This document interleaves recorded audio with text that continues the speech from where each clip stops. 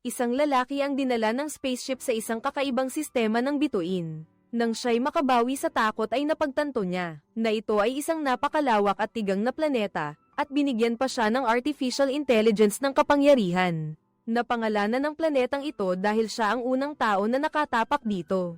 Ngunit hindi pa rin napapansin ng lalaki sa sandaling ito, na ang cryopod ay kayang tiisin ang mataas na temperatura na 2,700 degrees. At mayroon siyang malalalim na gasgas sa kanyang likuran. Malinaw na habang siya ay natutulog sa spaceship, may nangyari ang isang pangyayari na walang nakakaalam. O marahil ang planetang ito ay hindi pala ganoon kadesyerto gaya ng nakikita mo. Saan nagtatago ang nilalang na nag-iwan ng malalaking gasgas na ito? Bumalik tayo 30 minuto bago ito sa madilim at malawak na kalawakan. Ang Borealis mining vessel ay mabilis na gumagalaw. Dahil sa malayong biyahe, ang mga manero ay nakatulog ng mahimbing sa kanilang mga sleep pod.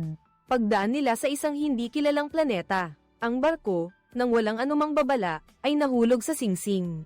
Ang matinding pagbato ng meteor ay nagdulot ng sakuna na dumating na ngayon.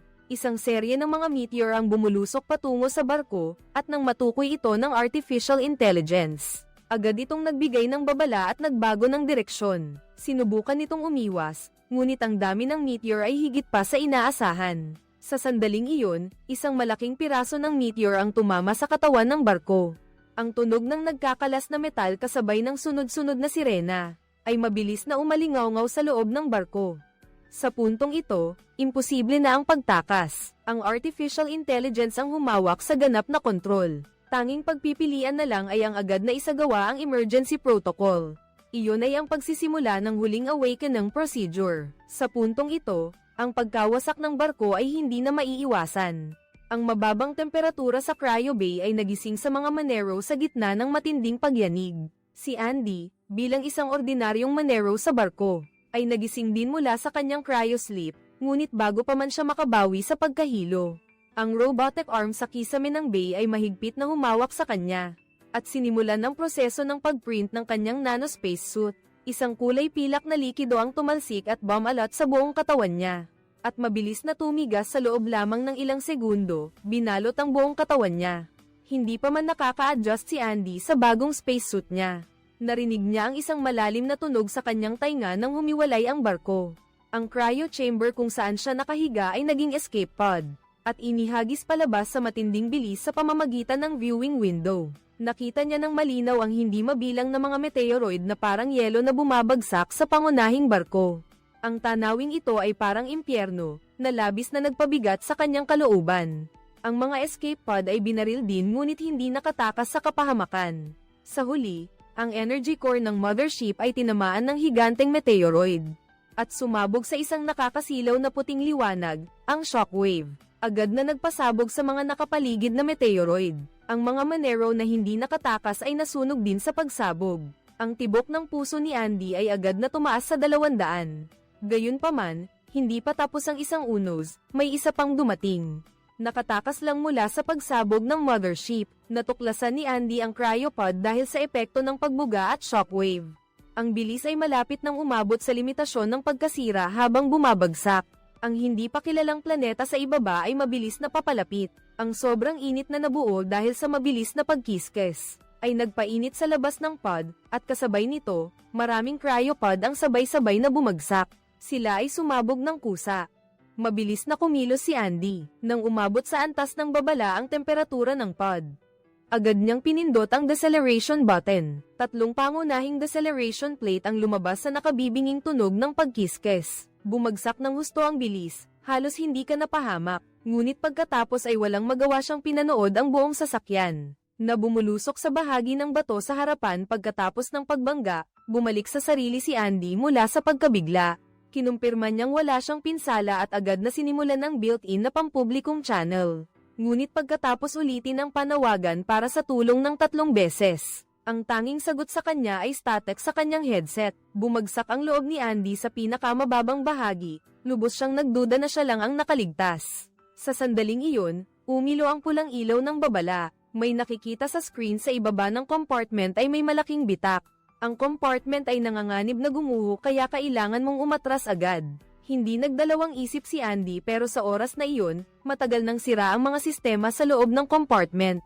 at hindi na rin mabuksan ng maayos ang pinto ng compartment. Sa gitna ng kagipitan, kinuha ni Andy ang tool na pangbasag ng pinto sa tabi niya at malakas na ibinato sa salamin.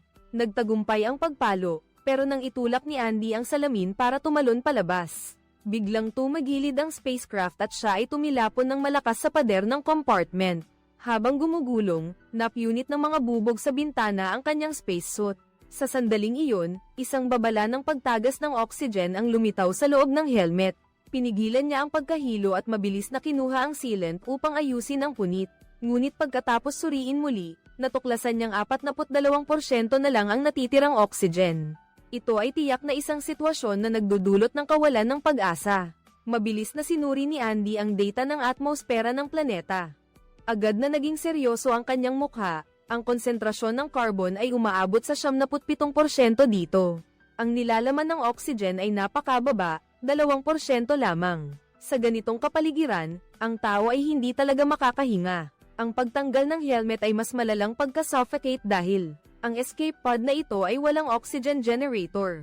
Ang natitirang oxygen ay tiyak na lahat ng pagkakataon para mabuhay. Isang pakiramdam ng kawalan ng pag-asa na hindi na makapaghintay na mamatay kaagad ang bomb alat sa kanya. Huminga ng malalim si Andy, hindi siya maaaring umupo at maghintay na mamatay. Umakyat siya palabas ng nakatagilid na pod. Bago pa man siya makatayo ng matatag, nakita niya ang isang bahagi ng mothership na tumatagos sa atmosfera at dahan-daang lumulutang palayo. Ang shockwave ng pagsabog ay agad na tumama, at itinapon siya palayo. Mabuti na lang at mayroon siyang nanospacesuit na nagprotekta sa kanya. Kaya siya ay nakaligtas. Nahirapan si Andy na tumayo, at kinuha niya ang flight log ng mothership mula sa command system. Ayon sa ipinapakitang data, ang mining ship ay hindi nakarating sa inaasahang lokasyon, kundi bumagsak sa planetang ito matapos tumama sa asteroid belt. Sa puntong ito, ang distansya patungo sa Earth ay umabot na sa trilyong kilometro. Ang paghihintay ng rescue mula sa Earth ay halos imposible. Ang mas nagpatigil sa akin ay ang display, na ako ang unang tao na nakatapak sa planetang ito, mag-isa sa isang kakaibang planeta at walang pag-asang mailigtas. Talagang hindi makapaniwala si Andy na binuksan niya ulit ang public channel. Naghahanap ng mga nakaligtas ngunit ang tanging naririnig niya sa headset ay malamig na static. Wala nang anumang tugon, mabuti na lang at hindi pinababayaan ng Diyos ang tao. Nang malapit nang sumuko si Andy, hindi kalayuan, biglang lumiwanag ang isang mahinang asul na liwanag, ay nangingibabaw sa madilim na kapaligiran na ito. Sa puso ko, nagkaroon ako ng pag-asang kumpirmahin na ito ay senyales ng pagsagip mula sa aking kasamahan. Agad kong inayos ang aking kalagayan at lumipat patungo sa liwanag. Ang ibabaw ng planetang ito ay puno ng mga bato at bulkan. Napakahirap gumalaw at hindi ko alam kung gaano nakatagal. Nakakita ako ng isang buong escape pod na hindi kalayuan. Sa sobrang tuwa ko, nagmadali akong pumunta doon, ngunit pagkabukas ko ng pinto, walang tao. Mayroon lamang isang tangke ng oxygen sa sulok, kahit na hindi ko nakita ang aking kasamahan. Ngunit ang natitirang tangke ng oxygen ay nagdulot din sa kanya ng matinding kagalakan. Nang hilahin niya ito, hindi niya inaasahan na may nakakabit na bangkay na nakasuot ng spacesuit. Biglang nahulog ang bangkay, na ikinagulat ni Andy at umatras, halos tumalon siya palabas ng dibdib. Pagkatapos niyang kumalma, sinuri niya ang bangkay at tiningnan ang kasuotan. At ito pala ay ang kanyang kasamahan sa mothership. Ang helmet ay basag, malinaw na dahil sa kakulangan ng oxygen kaya siya namatay sa pagka-suffocate. Tiningnan niya ang sirang oxygen tank na nahulog mula sa likod ng bangkay. Nasira na naman ang pag-asa ni Andy, wala siyang magawa kundi magpatuloy patungo sa liwanag. Ngunit hindi niya napansin na sa labas, nang nasirang bahagi ng sasakyan ay puno ng matatalim na gasgas at mga bakas ng dugo. Maliwanag na ito ay iniwan ng isang malaking nilalang. Maaaring iniwan ito bago sila bumagsak o nabuo lamang pagkatapos ng pagbagsak. Ngunit anuman ang sitwasyon, hindi ito maganda. Pagkatapos ng ilang oras ng paglalakad, narating din ni Andy ang pinagmumulan ng liwanag. Ito ay isang patag na lambak, at may isang figure na nakakakubos sa lupa. Habang nag-iingat sa signal transmitter, naramdaman niya na may papalapit. Paglingon niya, nakita niya rin si Andy. Pareho silang nagulat sa una. Pagkatapos, masayang nagyakapan sila. Ito marahil ang pakiramdam kapag nakita mo ulit ang isang lumang kaibigan sa isang kakaibang lugar. Sa pag-uusap nila, Nalaman ni Andy ang pangalan ng kausap niya, si Ben. Siya pala ang information engineer ng mothership. Bago pa man dumating si Andy, sinubukan niyang makipag-ugnayan sa Earth, ngunit hindi maganda ang naging resulta. Pagkatapos ng maikling pag-uusap nila, naintindihan na ni Andy ang buong katotohanan ng sakuna. Lumabas na pagkatapos niyang magising, binasa na ni Ben ang voyage log at nalaman na sila. Nasa low temperature hibernation chamber na ako ng 3 taon at 4 na buwan. Ang kumpanya, para makatipid sa gasolina at oras, ay nagpa siya na baguhin ang ruta at dumaan sa isang asteroid belt na hindi pa nasasaksihan, at ang resulta ay isang kalamidad na humantong sa lahat ng nangyari pagkatapos, at sa huli, ang mothership ay nagkawatak-watak. 2 tao ang naitapon sa malayong planetang ito. Sa madaling salita, ang kanilang pag-iral ay walang anumang talaan. Sa labas, hindi man lang nila alam na sila ay naaksidente. Itinuturo ang ilaw sa signal device sa tabi. Ang mapait na ekspresyon ay nagpapahiwatig na kahit na maaaring gumana ang signal device, ang signal na ipinadala sa lupa ay aabutin ng hindi bababa sa 1 taon. Kahit na natanggap ng lupa ang kanilang mensahe ng paghingi ng tulong, hindi pa nababanggit kung gaano kamahal ang gagastusin para makarating at magligtas. Kahit na agad silang magpadala ng pinakamabilis na rescue ship, aabutin pa rin ng 2 taon bago sila makarating dito, ngunit sa huli ay nagpasya pa rin silang subukan. Sa sandaling inihahanda nilang 2 ang rescue device, isang aninong-anino ang biglang sumugod mula sa dilim sa likuran. Nakahabol lang si Bem ng isang paghamak na ungol. Nang lumingon siya, wala na ang kasamahan niya. Pero hindi naman siya natakot dito. Pagkatapos, nagmadali siyang naghanap sa paligid ng matagal. Ngunit wala pa ring nakitang anumang bakas. Si Andy na lang ang nag-iisang nag-activate ng distress beacon. Sa oras na iyon, ang natitirang oxygen reserve niya ay 36% na lang. Ang artificial intelligence sa helmet ay malamig na kinakalkula na. Kung sa loob ng 4 na oras ay hindi makapagdagdag ng oxygen, siya ay mamamatay sa kakulangan ng oxygen, kaya naman mabilis na inimpake ni Andy ang mga kagamitan. Sinundan ang rutang itinakda ng sistema at nagpatuloy patungo sa direksyon ng mothership. Doon ay mataas ang posibilidad na mayroong oxygen equipment na hindi pa nasa Syra. Ito ang tanging pagkakataon niya para mabuhay pa. Ngunit habang siya ay gumagalaw sa ruta na itinakda ng artificial intelligence, ay napunta siya sa gilid ng isang bangin. Sa harap ay bangin na napakalalim at walang makitang dulo, at walang anumang daanan sa paligid.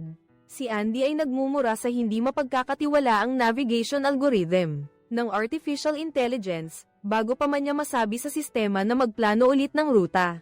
Biglang may narinig na static interference sa radio channel, at pagkatapos nito ay mahina at sunod-sunod na tawag ng tulong mula sa isang babae na lumabas sa headset. Ang kausap ay nagsabing naipit siya sa cryo chamber, at ang kanyang 2 paa ay nakakapit ng mga debris, hindi makatakas.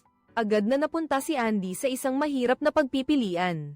Ang supply compartment sa maruming bahagi ng barko ay maaaring may reserbang oxygen.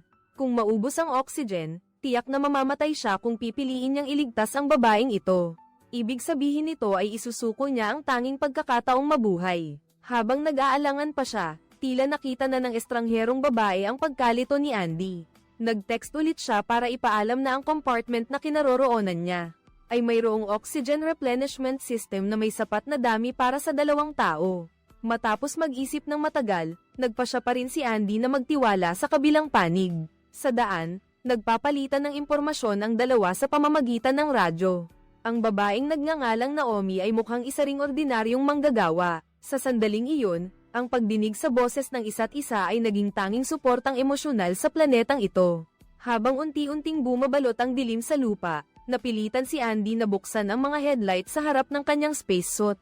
Ngunit sa kanyang paglalakbay, nagsimula siyang makaramdam na may hindi tama. Napansin niya na maraming maliliit na butas sa lupa. Pagkatapos ay sinundan niya ang direksyon ng mga maliliit na butas na ito. Nakakita siya ng mas malaking butas, hindi lang iyon. Ang butas ay puno pa ng parang sapot ng gagamba. Biglang umalingaw-ngaw sa channel ang boses ni Naomi, na may malinaw na takot sa kanyang tinig, dahil napansin ng kanyang sensor na hindi kalayuan sa unahan ni Andy. May mga signal ng name tag ng 12-dosenang Monero na mabilis na gumagalaw patungo rito. Ito ay malinaw na hindi normal, hindi pa nababanggit na ang bilis ng paggalaw ay higit pa sa tao. At imposible na ang ganoong karaming tao na magkasama ay tahimik na walang ingay. Ngunit sa dilim, hindi makita ni Andy ng malinaw ang mga bagay na may layong 10 metro. Habang hindi ko alam ang gagawin sa dilim sa malayo, biglang may lumipad na nakakasilaw na kulay ube na liwanag. Iyon ay isang flare na humiwa sa kalangitan sa gabi. Nang lumiwanag ang kalangitan sa gabi, nasanagan din nito ang dambuhalang nilalang na nagtatago sa dilim. Ito ay isang halimaw na may napakalaking katawan. Ang lalamunan ni Andy ay likas na naglabas ng isang nakakatakot na sigaw. Agad kong pinatay ang ilaw sa aking helmet, at halos hindi na nag-isip, humarap at tumakbo palayo. Malinaw na ang mga name tag ng mga Monero ay nasa loob ng tiyan ng halimaw na ito. Patuloy na nanginginig ang lupa dahil sa paghabol ng halimaw. Pagkatapos ng isang mababang ungol, biglang tumalon ang halimaw. Ang napakalakas na pagbangga ay direktang nagpatomba kay Andy sa bitak sa lupa.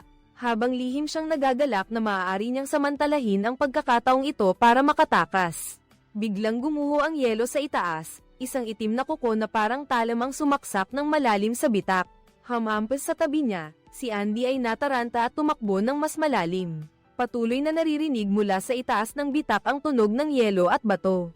Nang bumagsak, siya ay nagpanik at tumakbo pasulong. Ngunit hindi niya napansin na may bangin pala sa harapan. Sa gitna ng kanyang pagkabigla, siya ay nahulog sa bangin. Ang malakas na pagbagsak ay halos magpatomba sa kanya. Buti na lang at nailigtas siya ng dekalidad na spacesuit.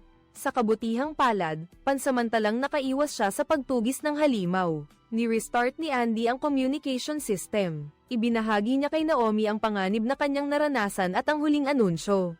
Kailangan talagang mag-ingat sa pagtatago, ngunit napansin ni Andy na mabilis na nauubos ang oxygen. Naging dahilan pala ito dahil noong gumulong siya mula sa bangin, ang kanyang spacesuit ay nabutas. Buti na lang at mayroon siyang pampahid na pandikit para ayusin. Kaya mabilis niyang ginamit ang pandikit para takpan ang butas. Gayunpaman, ang natitirang oxygen ay 12% na lamang. Malinaw na hindi sapat ang kanyang oxygen para makarating kay Naomi. At sa sandaling iyon, narinig niya ang boses ni Ben mula sa communication system. Sinabi niya kay Andy na hindi pa siya patay. Ngunit kasalukuyan siyang pinapalibutan ng mga halimaw na naghahanap ng makakain. At nagmamakaawa kay Andy na talagang kailangan siyang iligtas. Ngunit bago pa man niya matapos sabihin ang mga salita, biglang naputol ang komunikasyon. Sa headset, tanging static at ingay na lang ang naririnig. Ang balitang buhay pa si Ben ay labis na ikinagulat ni na Andy at Naomi. Ngunit sa kaibuturan ng kanyang puso, ayaw ni Andy na iligtas ang kabilang panig. Ayaw talaga niyang harapin ang halimaw na iyon. Iyong nakakatakot na biktima pa, at saka matagal nang sira ang electronic map. Talagang hindi na matukoy ang eksaktong direksyon. Sumalungat si Naomi sa iniisip ni Andy dahil pakiramdam niya ay hindi niya dapat hayaang mamatay ang isang tao nang hindi tumutulong. Ipinakita pa niya ang lokasyon ni Ben. At itinuro na ang kabilang panig ay nasa Lucas yung ilang daang metro ang layo kay Andy. Ilang daang metro sa unahan, at saka 61% pa ang oxygen sa spacesuit ni Ben. Kung may iligtas lang nila ang tao, agad na makakapag-supply ng oxygen si Andy. Ngunit labis na nababagabag si Andy dahil hindi naman niya gustong maging tagapagligtas sa araw ng katapusan. Ngunit para kay Andy sa ngayon, ito na marahil ang pinakamahusay na paraan para mabuhay. Kaya wala siyang nagawa kundi ang kagatin ang kanyang ngipin at tumakbo patungo kay Ben. Hindi pa siya nakakatakbo ng malayo nang may lumipad na kulay ube na signal flare sa hindi kalayuan. Pataas sa kalangitan ng gabi, na nagbigay din kay Andy ng pagkakataong makita ng malinaw ang paligid. Nakita niya na maraming hindi gumaganang cryopod ang nakakalat sa lugar. Bukod pa rito, nakita niya ang anino ni Ben. Malinaw na ang signal flare kanina ay binaril niya. Sa oras na ito, walang oras si Andy para mag-isip ng malalim, kaya nagmadali siyang bumilis patungo kay Ben. Sa sandaling malapit na siyang makaharap ng kalaban, biglang may isang halimaw na mandaragit na sumugod mula sa tabi. Direktang tinarget si Ben, at ang matatalim nitong kuko ay agad siyang ibinagsak sa lupa. Pagkatapos lamang ng ilang segundo ng matinding sigawan, si Ben ay tuluyan ng tumahimik. Ang tanawin sa harap niya ay labis na nagpatakot kay Andy, at ang mas nagpasuko sa kanya ay ang madilim na paligid kung saan sunod-sunod na lumabas ang mga katulad na halimaw na mandaragit. Nagsisisi siyang pumunta rito para sumali, at kung hindi man siya makakuha ng oxygen, bigla pa siyang sumugod sa handaan ng mga halimaw. Ngunit wala nang maraming oras si Andy para magsisi. Nagmadali siyang tumalikod at tumakas bago siya nagpanik, at nakakita ng isang inabandonan na spaceship sa tabi niya. Agad siyang pumasok doon nang hindi nag-iisip, ngunit hindi pa tapos ang panganib sa lugar na hindi kalayuan sa pinagtataguan ni Andy. Isang halimaw na mangangaso ang dahan-daang gumagalaw. Ang malaking anino ay lumilitaw-litaw sa madilim na kalangitan. Sa sandaling iyon, dumating ang boses ni Naomi mula sa komunikasyon. Nang malaman niya ang sitwasyon, labis din siyang nag-alala. Ngunit agad na nakaisip si Naomi ng paraan, siya pala ang pinuno ng impormasyon ng pangunahing barko. Kaya mayroon siyang ganap na kontrol sa lahat ng mga escape pod, kaya nag-random siyang nagbukas ng ilaw ng isang space pod. Ang paraang ito ay talagang gumana, ang mga halimaw na mangangaso ay agad na naakit ng liwanag. Ngunit hindi inaasahan ni Andy na ang ilaw ng space pod kung nasaan siya ay biglang umilo, pala, nag-random si Naomi sa pagbukas ng ilaw. Sa maraming space pod, hindi niya inakala na sa pangalawang pagkakataon ay ang pod kung saan siya nagtatago ang bubuksan. Talaga, mabilis na napalibutan ng mga halimaw na mangangaso. Habang si Andy ay malapit ng mapunit-punit, muling sinabi ni Naomi kay Andy. Nabubuksan niya ang lahat ng ilaw na maaari niyang buksan upang makuha ang atensyon ng mga halimaw, at pagkatapos ay si Andy ay gagamitin ang pagkakataong ito para tumakas. Agad na kumurap ang mga ilaw ng komunikasyon ng lahat ng escape pod. Ang mga halimaw ay lubos na nalito sa mga magulong sinag ng liwanag na ito. At sa wakas ay hindi na sila nakatitig sa pod ni Andy. Sinamantala rin ni Andy ang maikling pagkakataong ito at buong lakas na tumakbo palabas ng space pod. Sayang lang, hindi pa siya nakakalayo nang makatakas siya. Dalawa ang halimaw na humahabol sa iyo ay nakakulong na sa posisyon mo. Sa pagkabigla, nadapa si Andy at bumagsak sa lupa. Sa pagkakataong ito, talagang tapos na siya, nagpupumiglas siya habang gumagapang sa lupa. Hinihintay ang huling kahihinatnan, inakala niyang magiging pagkain siya ng mga halimaw. Ngunit hindi inaasahan, biglang huminto ang dalawang halimaw na iyon. Kahit naglalabas pa ng mababang ungol, tila may kinatatakutan sila kaya hindi na umusad pa. Hindi na siya makakabalik, kaya kailangan na lang ni Andy na magtipon ng lahat ng lakas ng loob para magpatuloy sa pagsulong. Bigla siyang nakaramdam ng kakaibang pandama sa ilalim ng kanyang paa, parang tumatapak sa isang malambot. Hindi pa nakaka-react si Andy, biglang niyanig ng malakas ang lupa. Isang dambuhalang sandworm ang biglang sumulpot mula sa ilalim ng lupa. Ang malaking bibig nito ay nilamon siya, walang nakakaalam na ang bakanteng lupain na ito ay teritoryo ng sandworm. Kaya pala hindi lumalapit ang mga halimaw na humahabol kanina. Palabas na may mas mapanganib na nilalang na nagtatago rito kaysa sa kanila. Mahirap ang kalagayan ni Andy ngayon, wala pang 3 segundo ay tuluyan na siyang nalunok ng sandworm. Nakulong sa loob ng tiyan ng sandworm, hindi pa rin nagpapanik si Andy. Bigla niyang naisip ang electric shock na naka-integrate sa spacesuit. Iyon ay emergency method na nag-a-activate lang kapag huminto ang puso. Pagkatapos ibigay ang activation command, agad na sinisingilan ng kuryente ang spacesuit.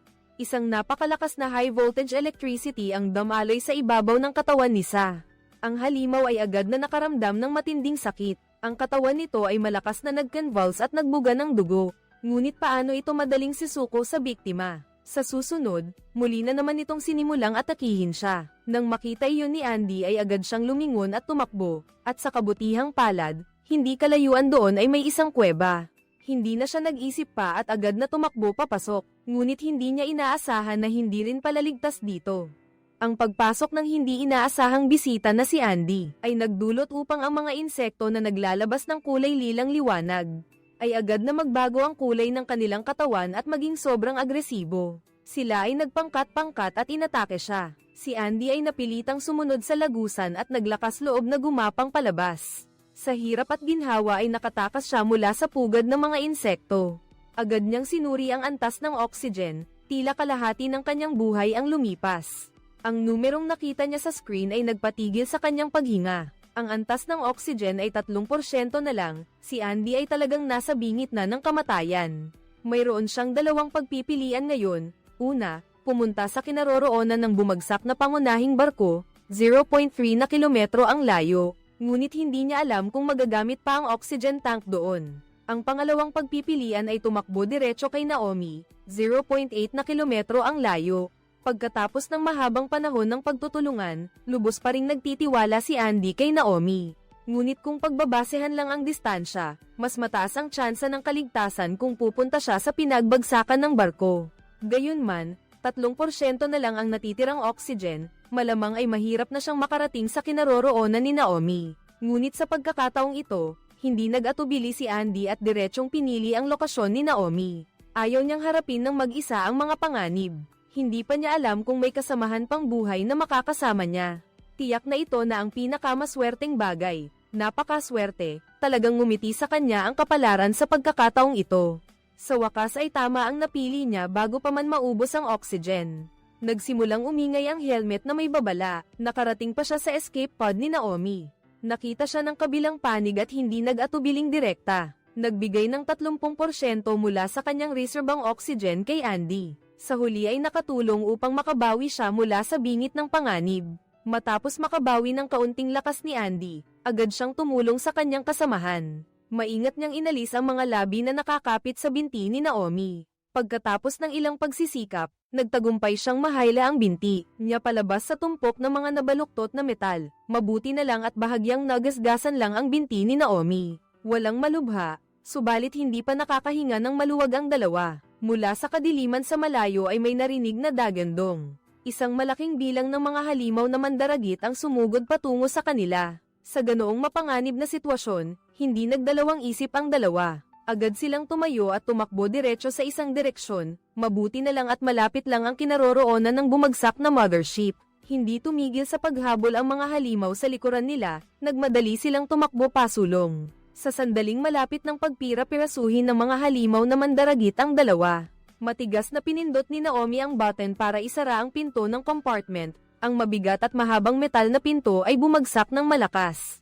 Hinati sa gitna ang unang halimaw na mandaragit na dumating. Ang dalawang tao ay pansamantalang nakaligtas, ngunit ligtas ba sila sa loob ng barko? Nagsimulang galugarin ng dalawa ang loob ng bangkay ng barko. Ang unang nakita nila ay ang mga cryopod na nakasalansan ng maayos at organisado. Ipinapakita nito na may sapat na oxygen sa mga silid para mabuhay silang dalawa. Kasabay nito, nakita rin ni Naomi ang imbakan ng pagkain. Ngunit sa sandaling iyon, isang malakas na pakiramdam ng kawalang katiyakan ang bumalat sa kanila. Nakakita sila sa isang bahagi ng sahig ng barko ng isang mahaba at matingkad na pulang mantsa. Ito ay umaabot mula sa pasukan ng pasilyo hanggang sa madilim na bahagi sa likuran. Malinaw na bakas ng pagkaladkad ng bangkay.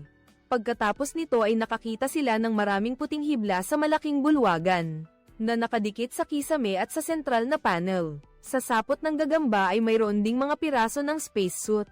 Lumalabas na matagal nang itinuturing ng mga halimaw na mandaragit ang bangkay ng mothership bilang kanilang lungga habang maingat na sumusulong ang dalawa.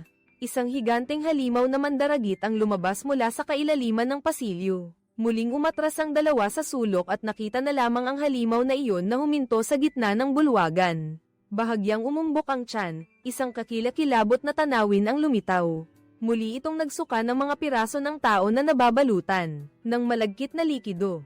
Mabuti na lang at sa prosesong iyon, ay hindi nito napansin ang dalawang nagtatago sa sulok. Sa sandaling bahagyang nakaramdam sila ng pagluwag, biglang may narinig na ingay mula sa kisame sa itaas nila. Isang halimaw ang sumilip mula sa itaas. Nakabitin sa ere, malinaw na may pagkakaiba ang halimaw na ito at ang nauna. Lumaki ang tiyan nito, parang isang halimaw na babae. Automatikong gumapang ito patungo sa tumpok ng mga labi ng tao, at nagsimulang kumain sa kakaibang paraan ng pagpapakain, na mas katulad ng mutualistic relationship ng mga langgam. Dahan-dahang umatras sina Andy at Naomi, ngunit sa kasamaang palad. Aksidenteng natapakan ni Andy ang isang metal na kahon na nahulog sa paanan niya. Napakalinaw ng tunog ng pagtama ng metal. Napansin sila ng halimaw na babaeng kumakain. Hindi na sila nakapag-isip pa at dali-daling tumakbo pabalik. Sa gitna ng kanilang pagkabigla, sumugod sila sa katabing pinto ng compartment. Pagkatapos ay isinara nila ang mabigat na pintuang metal. Ngunit pagkasara pa lang nila, napagtanto nilang nasa labas pala ng compartment ang lock-ang mechanism. Nangangahulugan din ito na kapag naisara ang pinto ng compartment, sila ay tuluyan ng makukulong sa loob at wala ng paraan para mabuksan ito mula sa loob. Gayunpaman, hindi pala ganoon kasama ang sitwasyon para sa kanilang dalawa.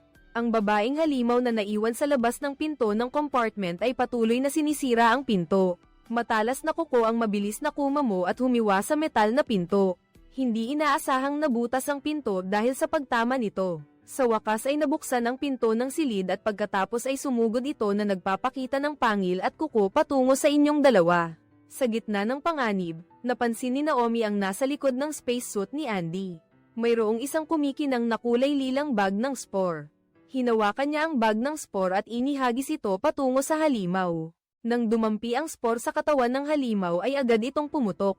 Daan-daang insekto na naglalabas ng pulang liwanag ang lumabas mula sa loob. Ang paraang ito ay talagang epektibo. Ang halimaw na mandaragit ay kinakain ng maliliit na insekto na ito. Sa matinding sakit, hindi nito mapigilan ang pagngangalit. Wala na itong isip na habulin pa sina Andy. Ito rin ang nagpapaliwanag kung bakit kanina nang tumakas sina Andy. Biglang huminto ang dalawang halimaw na mandaragit. Malinaw na hindi sila natakot sa sandworms kundi sa maliliit na kumikinang na insekto na ito. Sa pagkakataong ito, sinamantala rin ng dalawa ang mahalagang pagkakataon upang makalabas sa butas ng lalagyan ng kargamento. At tumakbo ng diretso sa control panel ng barko. Mabilis na kumilos si Andy sa control panel at binuksan ang storage bay. Pagkatapos, mabilis silang tumakbo. Nang isasara na nila ang pinto ng bay, may humabol na halimaw. Ang kanilang mga pulang mata ay nakatingin sa kanila, nakita nilang papalapit na ito kay Naomi. Nang makita niya iyon, hindi na niya inalintana ang pagsara ng pinto. Hinailan niya si Andy pababa sa plataporma, at sila ay bumagsak ng malakas sa sahig. Ang barko sa ibaba ay agad na nakaramdam ng pagkahilo, at ang halimaw na humahabol ay nahulog din dahil sa momentum. Pagkatapos nitong muling lumapag, inatake nito ang dalawang tao. Nakakita sila ng isang bote ng sobrang dikit na nahulog sa lupa. Agad na nagkaroon ng ideya si Andy na ihagis ng malakas ang bote ng pandikit sa bibig ng halimaw. Sumabog ang sobrang dikit sa loob ng bibig ng halimaw at agad nitong idinikit ang bibig nito. Ngunit ito ay bahagyang nagpabagal lamang sa pagkilos nito. Tulad ng inaasahan, hindi pa lumilipas ang ilang segundo ay nakawala na ito sa pagkakadikit at muling sumugod patungo kay Naomi. Nang makita iyon, sumigaw siya kay Andy at sinabihan itong agad na patayin ang lahat ng ilaw sa loob ng compartment dahil napansin niya sa paghabol kanina. Ang mga halimaw na ito ay umaasa sa paningin para hanapin ang kanilang biktima. Ang kadiliman ang magiging pinakamahusay na kanlungan nila. Hindi naman nagpabeya si Andy at nahanap niya ang switch ng ilaw. Nagmadali siyang pindutin ang button para patayin ang ilaw at agad na lumubog sa dilim ang barko. Samantala naman ni Naomi ang pagkakataon para gumulong sa ilalim ng kalapit na estante. Pinigilan niya ang kanyang hininga, hindi nang ahas na gumawa ng kahit anong maliit na ingay. Ang halimaw na humahabol sa kabilang panig, matapos mawala ang liwanag, ay talagang nagpalibot-libot sa lugar ngunit hindi mahanap ang anino ni Naomi. Buti na lang at ang refleksyon ng salamin ang tumulong sa kanya. Para makatakas ngayon, si Andy ay nakaisip ng plano. Ngunit medyo mapanganib ang planong ito. Kailangan niyang gamitin si Naomi para makuha ang atensyon ng halimaw at dalhin ito sa ibaba ng cryo bay, kaya nakatayo si Andy. Pagkatapos ay gagamitin niya ang gravity ng cryo bay para durugin ito.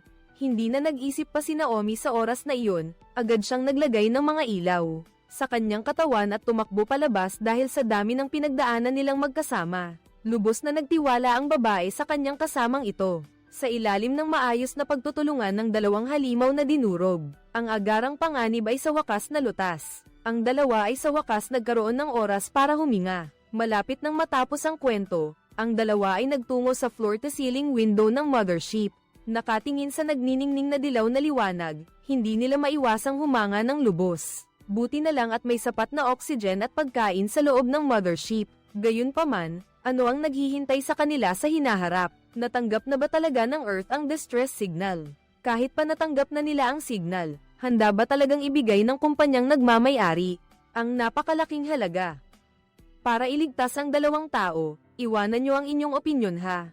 Kayo namang interesado, maaari ninyong panoorin ang pelikulang Long Distance. Sige, hanggang dito na lang ang video natin ngayon. Kung nagustuhan ninyo, huwag kalimutang mag-like at mag-subscribe sa channel para suportahan ang mga mahilig sa pelikula. Salamat sa inyong pagsubaybay. Paalam at kita-kits!